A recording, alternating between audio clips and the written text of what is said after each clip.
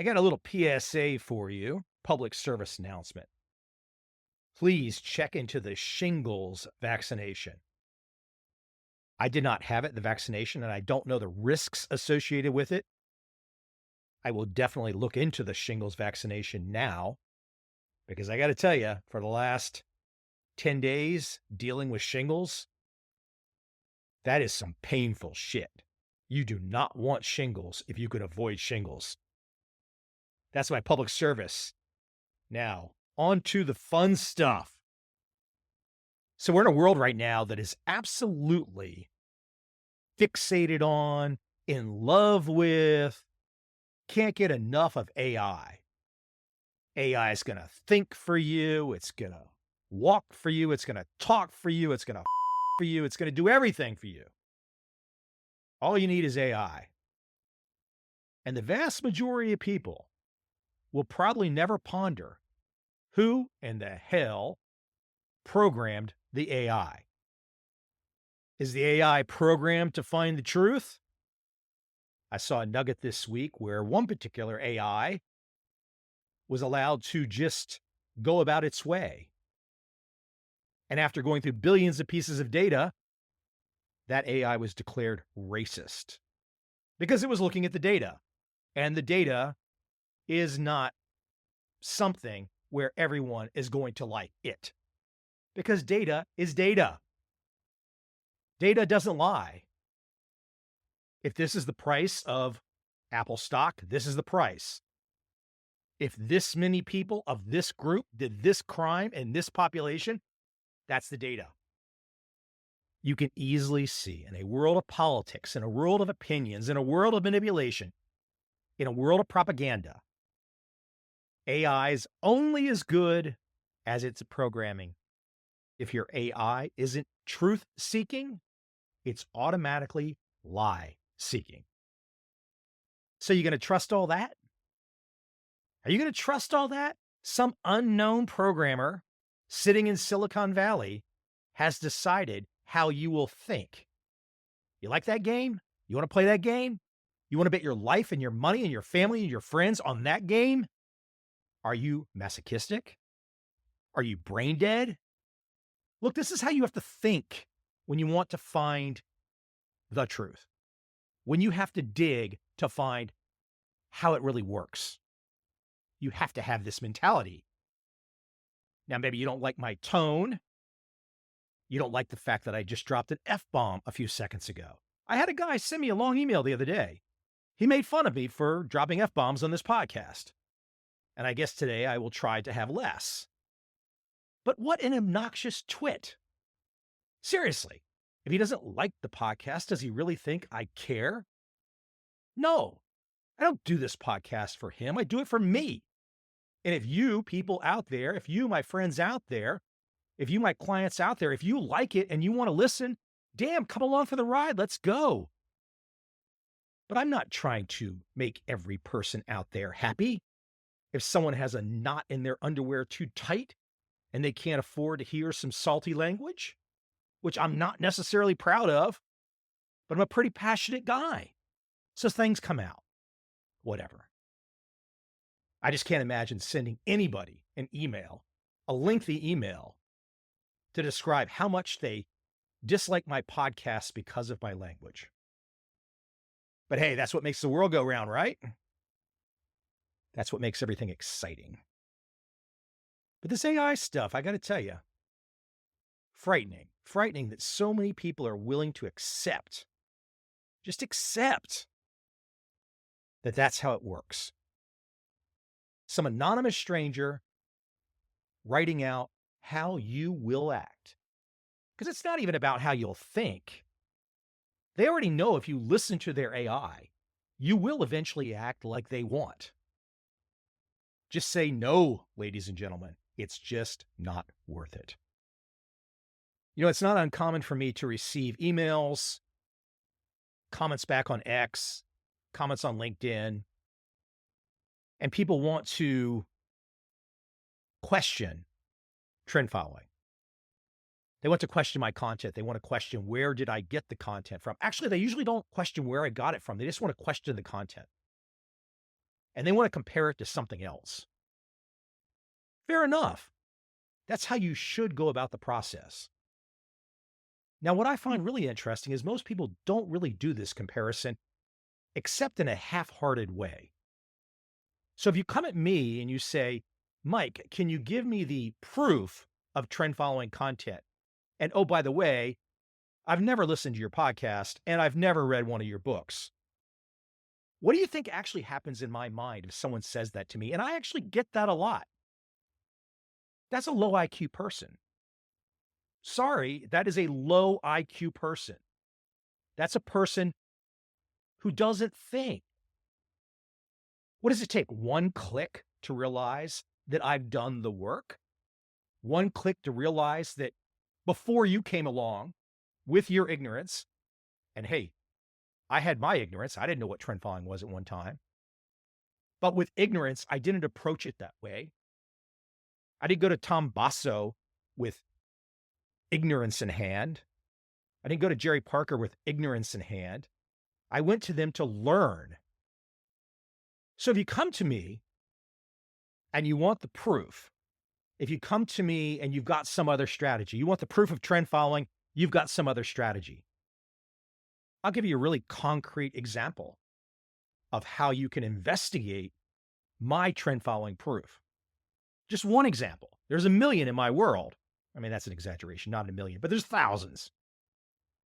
In my 5th edition of Trend Following, my book Trend Following, pages 583 to 620 are endnotes. Sourcing every part of the damn book, a 600 plus page book, sourced over almost 40 pages. Knock, knock. Here comes somebody on my door, right? Mike, I've got this really cool strategy that I heard about from some unknown person on X. They have no proof. They've got a fancy chart. They've got lots of words. What do you say about it, Mike? That's a low IQ person. You know why? Because they've not bothered to look at what smart people do. Smart people put almost 40 pages of endnotes in their book to back up the writing. Smart people don't ask about some con man or holy grail purveyor on X without doing the investigation. Now, look, I get it. Not everybody comes at this in such a deep dive, and everybody's young at some stage of the game. But you got to do the work. If you are following somebody that says this is how you will make money, and they've got some kind of strategy, but there is no proof, and you don't see the references, and you don't see the sourcing, and you don't see the podcast episodes, and you don't see the legendary traders who are all not affiliated with each other, all saying the same thing, how the hell can you believe in that strategy? I mean, if I go on X at any given point in time, and I look at people that are writing about technical analysis, if I look at people that are writing about chart reading, just trading in general, the misinformation is off the charts. The disinformation is off the charts. I mean, it is an absolute gladiator duel of bullshit. As a side tangent, misinformation, disinformation, don't you dare lump me in with the morons out there that want to regulate, quote, misinformation and, quote, disinformation. Let me tell you right now, anybody who is willing to tell you that they will regulate, quote, misinformation or, quote, disinformation will kill you. No exaggeration. They will kill you in the sense that they don't care about you at all. You are the sheep. You are the crowd. They could care less whether you live or die. Because the idea of regulating misinformation, the nonsense of the whole concept, is rooted in the idea that there will be a government authority with bureaucrats that decide what misinformation is. The only people that can believe that is a good path are truly, truly low IQ individuals. But back to my point about navigating through what's real and what's not real. I think it's quite easy, in a way, to find out what's real and what's not real. Number one, you have to be a stoic. Put the emotional stuff down. For example, if someone makes a claim and you're unfamiliar with that claim, but they have extensive research, extensive sourcing, but you immediately think there must be something wrong with it, even though you have no evidence except your feeling or your opinion, you're going to lose in life. You're absolutely going to lose in life. Scientific method, observe, gather information, check it against other sources. I mean, that's the paraphrased version. But the scientific method is not about defending your ego or defending your opinion. This is the search for the truth. The search for truth is exciting.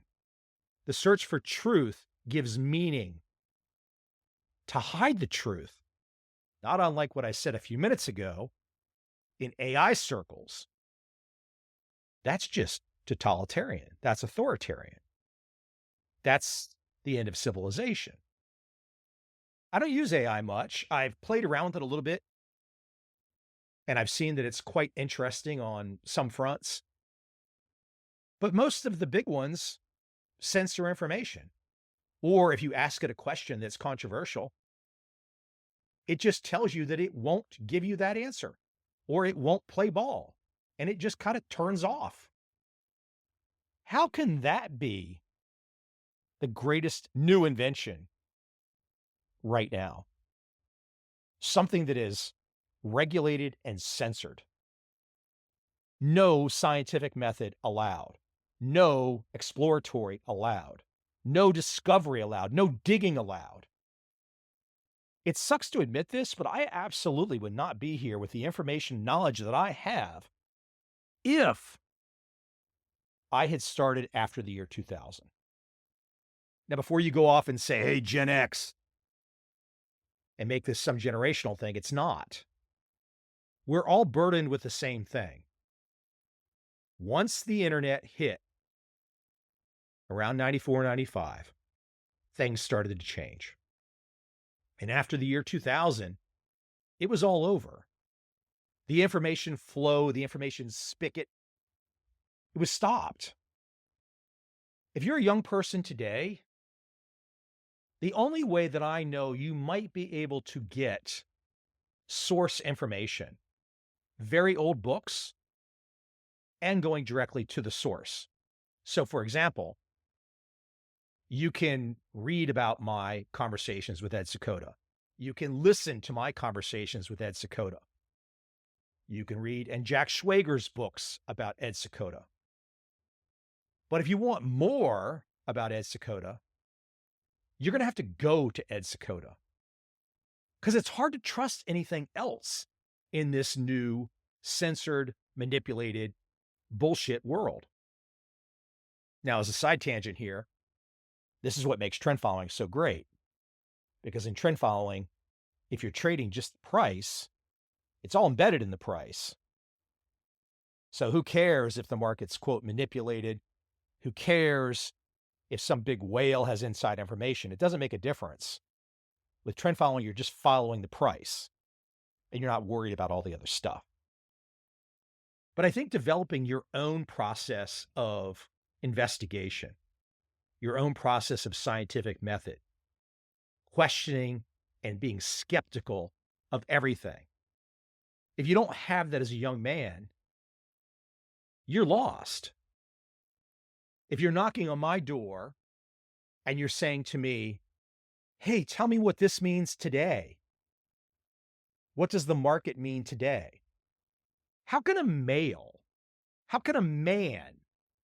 send me a text, send me an email with good conscience with a straight face and say to me, what's going to happen from this point forward, Mike? I mean, I know how it can happen.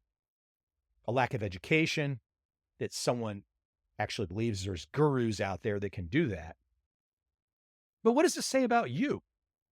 If you're that kind of person that thinks I have some holy grail crystal that I can look into and tell you how tomorrow is going to unfold, or that Ed Secoda can tell you, or that Larry Hite can tell you, or that anybody can tell you. If you believe that, one of two things: you're mentally challenged, either emotionally or IQ wise, or you're just nuts. You got to find a way to dig at that truth. And if you don't have it, I don't know what to tell you. You're going to fail. Find good people to follow. Look at how they conduct themselves. Look at what interests them. Look at their work. Don't go to anyone who has created volumes of work without understanding what it is before you ask them a question. I had a guy the other day text me, wanted to know what to do right now. I said, why don't you take a look at one of my books and my podcast first? He texted me back and he said, sure, I'll do that, but what do I do right now? What does he think? I have sympathy for him? Does he think I care? He's already insulted me. I mean, not insulted in the sense that I really give a shit, but he's insulted me and he's insulted the process of learning. I never did that to anybody. If I had a chance to get in front of, and I did have that chance and I made those chances happen, but if I had a chance to get in front of brilliant minds, I did not play games with them. When I got in front of brilliant minds, I sat there and I listened. And I made sure to understand what they were telling me. And it all changed my life. It's always worked that way. Smart men have always behaved that way. Dumb men ask for answers because dumb men think one answer equals the pot of gold. And of course, there is no pot of gold with some one answer from some one person. And just to make sure you don't think I've got some big negative bent today, I don't. And I really don't have a negative feeling towards the people that I'm criticizing. I mean, if I call somebody low IQ or mentally challenged or not so smart, I'm being objective. I can't do anything if they're low IQ. I can't change them. Oh, you think I'm being cocky, huh? Come on. Look at some of the American politics unfolding right now. We actually have one vice presidential candidate in America who is proposing that misinformation should be regulated. Okay, go ahead and rewind this podcast episode to listen to what I said about anybody that promotes misinformation. I got to keep myself on target here. Like I said, I'm not trying to be anything other than stuck in the truth. And this attitude that I have, I know it resonates with people. I know people like it. Smart people like it because it's rare. I'll take a chance. I'm not reading from a teleprompter. I don't have talking points. It's from the heart. Good or bad, it's from the heart, but I like to think that I've got a good heart. And somebody texted me recently to ask about a trend following legend, if that legend was doing okay. And this particular legend was doing okay, and I told this random person that I did not know at all, he's okay. You know, random interchange in life, small thing. And this person wrote me back and surprised me a little because he had more to say than just to ask me a simple question if somebody was doing okay. He writes me back, thanks. Keep up the great work. I've been reading and listening to you for 2 decades. I'm a former client of Monroe Trout, John Henry, and Bill Dunn. decided to write and backtest a systematic long-only model of the NASDAQ since 1971 using Bill O'Neill's general market theories. He talks about his gains, what percentage of time that he's out of the market. He says, "Your books have been a great inspiration to me and my 2 kids. We owe you many thanks. Sincerely." So you see, even though I might sound a little rough around the edges, even though I might come at things in a passionate way, a little more passionate than you are used to hearing across the airwaves of feminine, neutered men of the modern world, I feel sorry for them. They should not have had the sex change. But they did, and they've lost it. They've lost all passion. Honestly, I don't know if they've really had a sex change, possibly. It's a weird damn world these days, you know what I mean? I had a long conversation today with a friend contrasting America and Asia. And I realized in the middle of that conversation, very difficult to get across what I've seen in Asia. I mean, things are not perfect in Asia. No country is perfect. But there's still a traditional mindset that is quite enjoyable. There are still cultures and societies that lack the dirtiness of my home country. And everyone listening knows that I'm not exaggerating about the dirtiness of my home country. Do I think that can change? Sure. Do I think it will change? It's a low probability event. So what keeps me motivated to share the attitude, to share the passion, is always going to be that search for the truth. Finding the references, finding the sources, finding the collaborators, finding the associates, the other people that have done research, and bringing it all together into a cohesive story that anyone and everyone can understand. And that's what I've done in trend following, and that's what I love to do. And if you're gonna, which is kind of the theme of where I've tried to go today, notwithstanding a few of my tangents, if you're gonna try to compare what I do in my trend following content to somebody else, great. That's the first step. But look at my research, look at my sourcing, look at the content, and then sure as hell apply the same level of detail that I've put together to all these other fantasy trading approaches that you've heard about. These get-rich-quick schemes. It all falls apart once you shine the flashlight on it. There's no there. Now look, if you're just a freaking gambler and you don't care, I mean, why even listen to me? If you don't care about odds, if you don't understand the probabilities, why are you even paying attention? Just go straight to the damn casino and blow all your money. But that is the ultimate driver of my work. I don't want you to blow all your money. I want you to understand how the game works, how the trend following game works, and how you can win at it. Because you can win at it. You absolutely can win at it. The proof is there.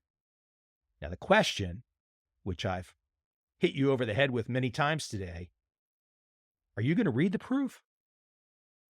Or are you just going to keep asking people for a hot tip? The choice is yours.